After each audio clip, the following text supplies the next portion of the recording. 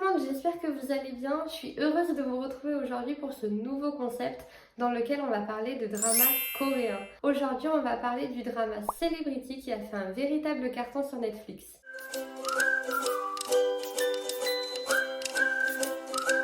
Celebrity, c'est une série sud-coréenne de 12 épisodes qui est sortie le 30 juin 2023. Et dans ce drama, on suit l'histoire de Seo-Hari, une fille assez ordinaire qui vend des produits de cosmétiques en faisant du porte-à-porte. Et un beau jour, elle retombe sur une ancienne amie avec qui elle était au lycée, qui elle est devenue une célèbre influenceuse sur les réseaux sociaux. À ce moment-là, Seo-Hari n'est pas du tout active sur les réseaux sociaux, c'est un monde qui lui parle vraiment peu. Puis après quelques péripéties et avec l'influence de cette ancienne connaissance, elle va rentrer dans ce monde très fermé des influenceurs et elle va elle-même devenir une influenceuse très célèbre avec une grande notoriété puisqu'elle va atteindre 1,3 million d'abonnés sur Instagram et on va suivre sa découverte des réseaux sociaux, l'ascension du personnage, son succès, mais également sa chute puisque dès le début un mystère semble planer, Seo-Hari serait morte. C'est le genre d'histoire que j'adore parce que j'adore les enquêtes qui nous tiennent en haleine tout au long de la série. Vous savez, quand on a une intrigue dès le premier épisode dans le présent de la série,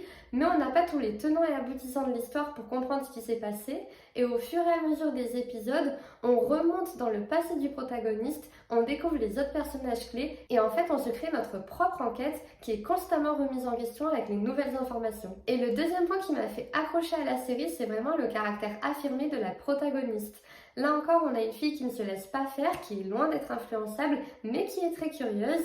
Et surtout, elle est très droite, elle est très juste. Elle a des valeurs en termes d'éthique et en termes d'amitié qui sont fortes. Et dès le début, on sent que ces valeurs vont être mises à rude épreuve. Bref, pour ceux qui n'ont pas vu le drama, j'espère que cette petite intro vous donnera envie d'aller le voir. Il est entièrement disponible sur Netflix. Et moi, je vais vous laisser là puisqu'on va passer à la deuxième partie de la vidéo dans laquelle je vais vraiment revenir sur les personnages, je vais parler de la fin et dire ce que j'en pense. Et ce serait vraiment bête que je vous spoil un aussi bon drama. N'hésitez pas à revenir sous cette vidéo en commentaire lorsque vous l'aurez fini pour me partager ce que vous en avez pensé. Sur ce, je vous fais des bisous et je vous dis à bientôt pour une prochaine vidéo. Maintenant que nous sommes qu'avec des personnes ayant vu le drama, faisons un tour d'horizon sur les personnages. Commençons par le personnage principal de Seo-Hari.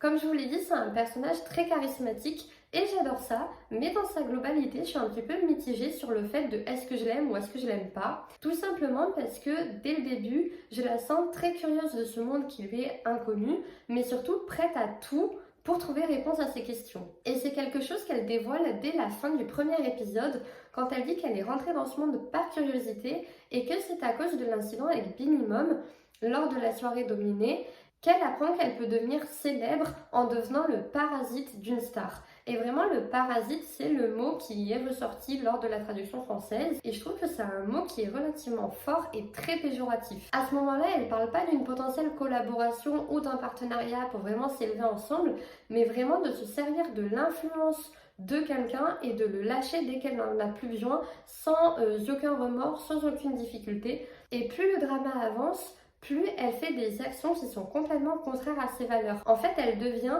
tout ce qu'elle détestait au début du drama. D'ailleurs, typiquement dans l'épisode 2, elle ne supporte pas d'avoir été utilisée par Oh Min-hye lors de son live, mais elle fait exactement la même chose pour acquérir plus de notoriété avec le modèle Cho-Bom lors d'un défilé avec une grande marque. Sans parler de ce qui se passe lors de la partie de poker où sans scrupule, elle humilie son adversaire.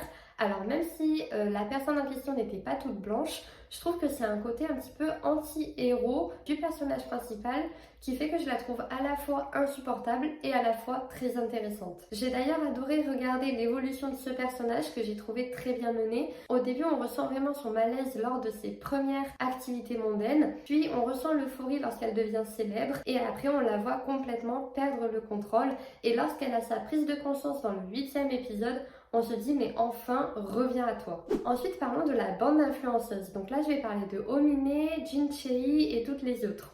Là, on a vraiment le cliché des influenceuses insupportables qui affichent leur richesse dès qu'elles le peuvent, sachant qu'encore une fois, elle est gagnée de manière pas très glorieuse. Entre l'une qui vend des contrefaçons, l'autre qui vole des designs à ses concurrents, et je vous passe toutes les histoires de drogue et de prostitution. Mais au-delà de leurs activités, ce sont des vraies pestes. Elles passent leur temps à critiquer tout le monde, à être jalouses des réussites des autres, et surtout, elles n'ont qu'une chose qui compte à leurs yeux, c'est leur statut social, et elles n'ont aucun respect pour les autres. Ce que j'ai apprécié, c'est la manière dont la place de ces personnages a évolué tout au long du drama. Au début, ces filles sont vraiment importantes puisque sans elles, il n'y a pas d'histoire.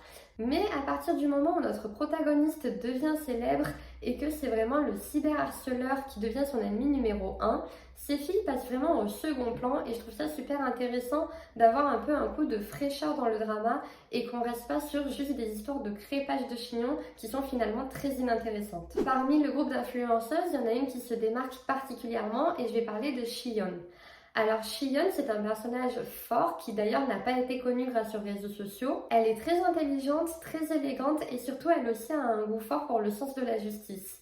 On comprend qu'elle n'est pas très heureuse dans son couple, d'ailleurs son conjoint est souvent absent et il n'y a pas de scène de complicité ou de tendresse ensemble. Elle est loin d'être naïve puisqu'elle essaye tant bien que mal de fermer les yeux d'ailleurs sur les dossiers que traite son mari de manière plus ou moins honnête, jusqu'au jour où vraiment il dépasse les bornes avec le cas de l'incident de la boîte de nuit où là elle décide de lui tourner le dos, encore une fois de manière super distinguée.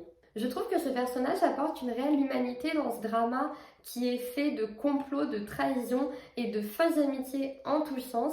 Et de plus, j'ai été vraiment super touchée par son histoire avec le premier lead masculin où vraiment on sent qu'elle ne s'est jamais remis de leur histoire d'amour, qu'elle est attristée lorsqu'il s'intéresse à notre protagoniste. Et franchement, cette histoire, je la trouve déchirante, elle m'a fait trop de peine. Parlons justement de ce premier lead masculin, Han Jun-kyung. Alors je sais pas vous, mais moi j'ai eu énormément de mal à me faire un avis sur ce personnage. Premièrement parce qu'au début je l'ai trouvé un petit peu mystérieux et quand il s'est dévoilé, je l'ai trouvé super obsessionnel avec Sohari. Il était toujours là, il a fait un compte Instagram exprès pour la suivre. D'ailleurs lui-même à un moment lui dit «Est-ce que tu te demandes pourquoi je suis aussi collant ?» Donc vraiment, je le trouve trop présent avec un côté un petit peu malsain.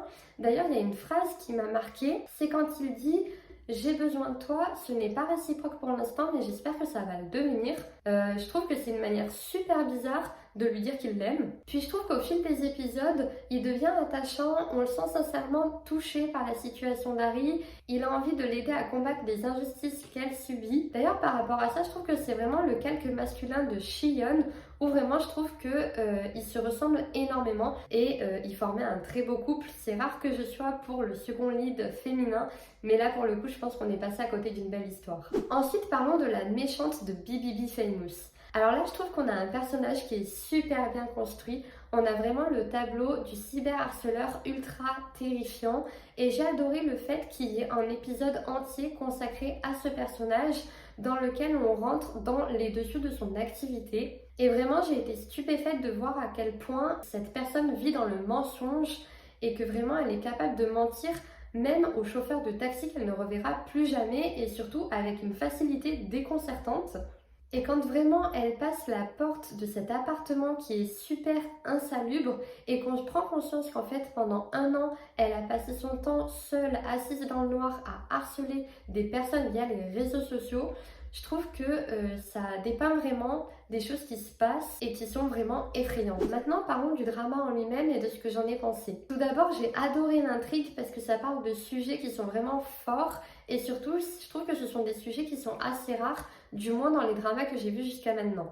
Le premier sujet sur la place, c'est le danger des réseaux sociaux dans notre société. J'ai trouvé qu'il y avait vraiment des images frappantes quand on voit que tout le monde suit le live d'Harry, quand on voit l'affluence des commentaires. Vraiment, l'omniprésence des réseaux sociaux est super bien représentée. Tout va vite, il y a des effets boules de neige qui se créent dans tous les sens, tout est hors de contrôle. Et surtout, je trouve que ça démontre super bien l'écart qui se crée entre les personnes qui sont concernées et qui peuvent vivre un enfer, et à côté les masses d'internautes qui, elles, passent de scandale en scandale, encore une fois avec une rapidité déconcertante. Ensuite, le deuxième sujet du cyberharcèlement, je l'ai lui aussi trouvé très bien mené, d'autant plus qu'on voit vraiment le côté malsain et à quel point il y a un pouvoir immense du cyberharceleur sur le cyberharcelé. Dans le drama, Harry arrive à faire face avec plus ou moins de difficultés aux problèmes qu'elle rencontre avec sa marque, au conflit qu'elle a avec les autres influenceuses, mais elle n'arrive pas à se remettre de l'amas des commentaires haineux qu'elle peut recevoir et c'est vraiment ce cyberharcèlement qui l'a poussée à penser à se donner la mort. Je trouve que c'est vraiment une bonne dénonciation de ce qui se fait sur internet et qui est hyper effrayant. En revanche, je suis assez déçue de la fin du drama parce que justement j'ai adoré l'intrigue, j'ai adoré les personnages et j'ai trouvé que c'était vraiment bien mené. mais j'ai trouvé que la fin a été assez bâclée, je dirais. Et surtout, j'ai plein d'incompréhensions. Tout d'abord, je trouve ça un peu dommage qu'un drama aussi violent psychologiquement entre ce cyberharcèlement et cet avocat complètement corrompu ait une fin aussi joyeuse. J'adore les happy endings, mais là je trouve que le fait qu'Harry reparte avec le sourire, comme si de rien n'était, et sans les réseaux sociaux, alors qu'elle a quand même vécu des événements traumatisants, elle a failli laisser sa vie, elle a failli perdre son copain actuel, je trouve que c'est un petit peu dommage de s'arrêter là. Et justement, vis-à-vis de ce message contre le cyberharcèlement que je trouvais super bien mené, et d'autant plus au vu de toutes les histoires qu'on connaît et qui n'ont pas eu cette fin, je pense notamment à Sully en 2019, qui selon moi avait quand même un petit peu fait bouger le monde entier. Et voilà, je trouve qu'une fin aussi joyeuse est peut-être un petit peu moins percutante. Et même dans l'ensemble, je trouve que l'histoire a été super intéressante avec une longue enquête et la fin est assez brutale. Ensuite, parlons des incompréhensions et là j'en ai plusieurs. Commençons par la première lorsque l'on découvre que la personne qui est en live n'est finalement pas Harry mais sa meilleure amie.